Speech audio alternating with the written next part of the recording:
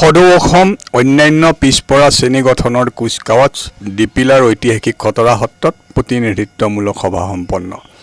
ডিপিলাৰ ঐতিহাসিক খতৰা সত্ৰত সাম্প্ৰতিক পৰিস্থিতিত অন্যান্য পিছপৰা শ্ৰেণীৰ বৰ্তমান আৰু ভৱিষ্যত সন্দৰ্ভত প্ৰতিনিধিত্বমূলক সভা এখন অনুষ্ঠিত হৈ যায়। অন্যান্য পিছপৰা শ্ৰেণীৰ দৰং, ওদালগুৰি, বাস্কা, ধুবুৰী, কামৰূপ, গ্ৰাম্য আদি কেইবাখনো জিলাৰ প্ৰতিনিধিয়ে অংশগ্ৰহণ কৰা সভাখন সঞ্চালনা কৰে যতীন চৌধুৰীয়ে। আদিবাসী, নেপালী, বেংগলী, নুনিয়াৰ প্ৰতিনিধিয়ে অংশগ্ৰহণ কৰা সভাত অন্যান্য পিছপৰা শ্ৰেণীৰ লোকসকলক একত্ৰিত কৰি মূলতঃ আৰ্থ-সামাজিক আৰু শৈক্ষিক ক্ষেত্ৰত কাম কৰাৰ লক্ষ্যৰে সদৌ অসম অন্যান্য পিছপৰা শ্ৰেণী গঠনৰ পোষকতা কৰিছে। সেই উদ্দেশ্যে দুলাল ডেকা, বীৰেন নাথ আৰু অৰূপ নাথক মুখ্য আহ্বায়ক হিচাপে লৈ শক্তিশালী আহ্বায়ক সমিতি এখনো গঠন কৰা হৈছে।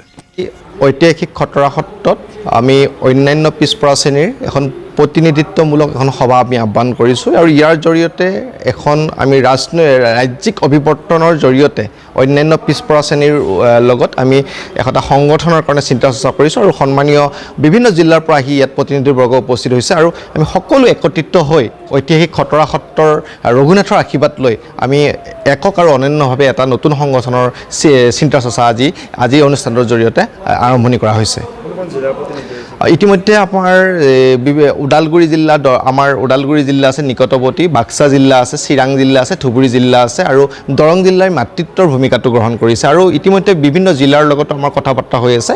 তেখেতসকলেও আমাৰ প্ৰতিনিধি হিচাপে তেখেতসকলেও থাকিব বিচাৰে। বৰপেটাৰ লগত কথা বাৰ্তা হৈ আছে, বৰপেটা জিলাও অনাগত দিনত থাকিব। কামৰূপ গ্ৰাম্য আমাৰ লগত কথা বাৰ্তা হৈ আছে, তেওঁলোক ইতিমধ্যে আহি পাইছে। গতিকে তেওঁলোকৰ আমাৰ লগত থাকি ইতিমধ্যে এটা প্ৰক্ৰিয়া আমি আৰম্ভ কৰিছোঁ। গোটেই বিষয়টো হ'ল চাওক, অন্যান্য পিছপৰা শ্ৰেণীৰ গোটেই বিষয়টো হ'ল কি, ইয়াত যিখিনি আমাৰ মেজৰিটি মানুহ আছে গোটেই মানুহখিনি একত্ৰিত কৰি শৈক্ষিক অৰ্থনৈতিক ক্ষেত্ৰতে আমি মূলতঃ কাম কৰাৰ সিদ্ধান্ত গ্ৰহণ কৰিছোঁ।